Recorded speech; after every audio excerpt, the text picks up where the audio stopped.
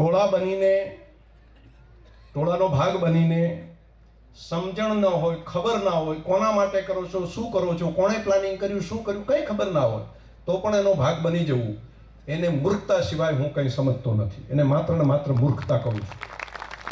બાકી સુરવીરતા સિંહ જેવી હોય કે નિર્ણય કરે, એની મક્કમતા હોય અને ઘણી વખત એને સંઘર્ષ કર્યા સિવાય જ એને પરિણામ લાવી શકે. સુરવીરતા એ કહેવાય. સુરવીરતા ટોળાનો ભાગ બની જવું અને કોઈને નુકસાન કરવું એ કોઈ સુરવીરતા નથી હોતી. એ તો કાયરતા હોય છે, પલાયનવાદ હોય છે. નવી પેઢી માટે મારો એક આ સંદેશો પણ બધાની વચ્ચે હતો. અને આ પેઢી તમને હું જે મારો આ સંદેશો છે, આવનારા સમયમાં તમને કેટલાકને મહિને ખબર પડે, કેટલાકને 2 મહિને પડે, કેટલાકને 4 મહિને પડે, કેટલાકને 12 મહિને પડે છે. જેટલાને વહેલી ખબર પડે એટલું સારું. એટલે મેં મારું કર્તવ્ય બજાવ્યું. બીજી બાબત,